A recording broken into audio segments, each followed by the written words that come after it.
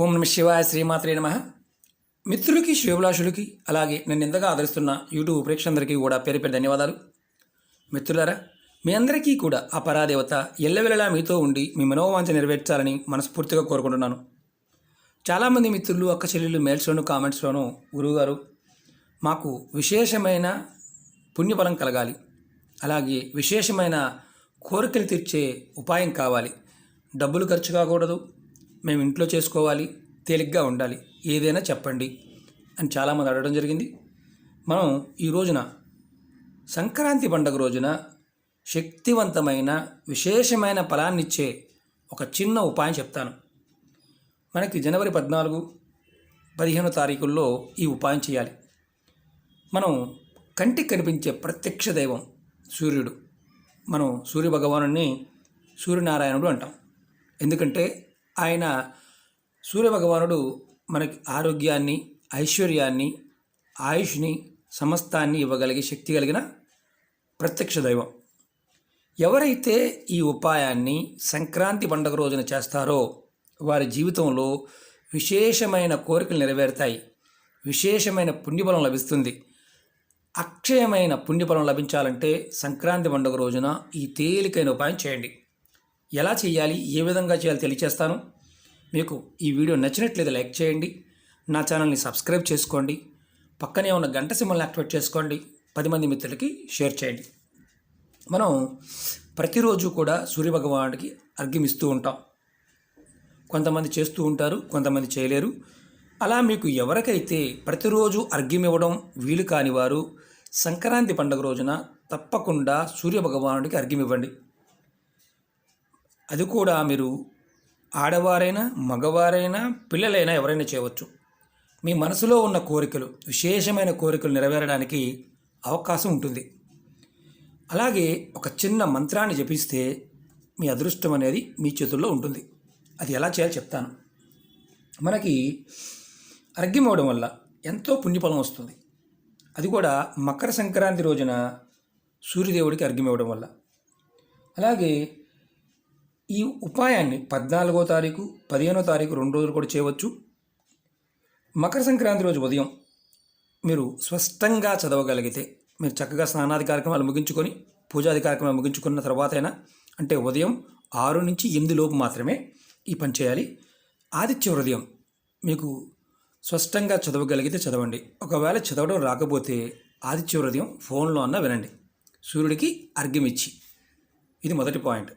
ఇలా కాపర్ లోటా కానీ లేదా కాపర్ గ్లాస్ కానీ తీసుకోండి. తీసుకొని దానిలో నీరు పోసి మామూలుగా సూర్యభగవానికి అర్ఘ్యం ఇవ్వండి. అంతకుముందు వీడియోలో కూడా అర్ఘ్యం ఎలా ఇవ్వాలి అనేది చూడడం జరిగింది. ఆ వీడియో లింక్ను కూడా డిస్క్రిప్షన్లో పెడతాను, చూడండి. అలాగే ఏ పదార్థాలతో అర్ఘ్యం ఇవ్వాలో కూడా దాంట్లో చూడడం జరిగింది. అలాగే మీరు సంక్రాంతి పండుగ రోజున ఈ మంత్రం చదువుతూ మీరు అర్ఘ్యం ఇస్తే మీలో మీ మనసులో ఉన్న విశేషమైన కోరికలు నెరవేరడానికి అవకాశాలు ఉంటాయి. ఎలా చేయాలి, ఎలా చదవాలి చెప్తాను, జాగ్రత్తగా వినండి. మీకు ఈ మంత్ర జపం చేస్తున్నప్పుడు మీకు మనసులో కోరిక చెప్పుకొని మంత్రాన్ని జపం చేయాలి. ఆ మంత్రం చాలా తేలికైంది. మంత్రం చెప్తాను, అలాగే వీడియో డిస్క్రిప్షన్ బాక్స్లో కూడా పెడతాను, చూడండి. ఓం హ్రీం హ్రీం సూర్యాయ నమః. మళ్ళీ చెప్తాను, ఓం హ్రీం హ్రీం సూర్యాయ నమః. ఈ మంత్రం చాలా తేలికైంది, విశేషమైన ఫలితాన్ని ఇస్తుంది. మనం పండగ రోజున ఈ ఉపాయం చేయటం వల్ల మనం ఇంకా బాగా అద్భుతంగా ఫలితం రావాలనుకున్నప్పుడు మన దగ్గరలో ఉన్న నది కానీ, పారే నీళ్లు కాలువ కానీ వెళ్ళి ఉదయం 6 దగ్గర నుంచి 8 గంటల లోపు నీళ్ళలో నిలబడి అలాగే స్వామివారికి అర్ఘ్యం ఇస్తూ ఈ మంత్రాన్ని జపం చేయండి. విశేషమైన ఫలితం వస్తుంది. మనకి ఇది చేసిన తర్వాత అంటే ఎలాంటి ఫలితం కలుగుతుందంటే, మన మనసులో కోరికలు నెరవేరడం కాదు, మనకి అక్షయ పుణ్యఫలం అంటే అంతులేని పుణ్యఫలం లభిస్తుంది.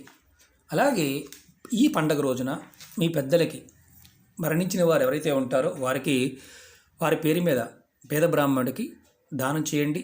అలాగే వారి పేరు మీద ఒక పూట ఆహారాన్ని కూడా దానం చేయండి. మిత్రులారా, ఒకటి గుర్తుంచుకోండి, మనం ఏది చేస్తున్నా సరే మన సంపాదనలో ఒక్క రూపాయి అయినా సరే దానంగా చేయాలనేది మన శాస్త్రం చెప్తున్న మాట.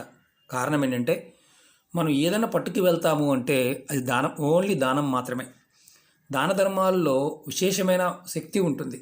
మనం ఏదైతే నేచర్కి ఇస్తామో నేచర్ మనకు అది తిరిగిస్తుంది. అందుకని చాలా వరకు చేస్తూ ఉంటారు. మనకున్న మానసిక స్థితి ఏంటంటే ఏదైనా సరే ఫలితాన్ని ఆశించి చేస్తాం. కానీ ఆ ఫలితాన్ని భగవంతుడికి వదిలేసి చేయడం వల్ల ఫలితం త్వరగా వస్తుంది. మీరు అర్ఘ్యం కూడా ఏంటంటే గుర్తుంచుకోండి, ఏదైనా ఒక చిన్న కాపర్ లోటా కానీ ఇలాంటి దాంట్లో చేయండి. నీరుతో ఇచ్చినా చాలు. సంక్రాంతి పండగ రోజున ఇలా నీరుతో ఇంటి దగ్గర చేసినా చాలు, విశేషమైన ఫలితాన్ని పొందుతాం. కాబట్టి ప్రయత్నపూర్వకంగా చేయండి. ఈ ఉపాయం నెలసరి ఉన్నప్పుడు చేయవద్దు. అలాగే మీ కుటుంబంలో ఎవరైనా మరణించి ఉండి కర్మలు కాకుండా ఉండి, అంటే పెద్ద కర్మ కాకుండా ఉంటే చేయవద్దు.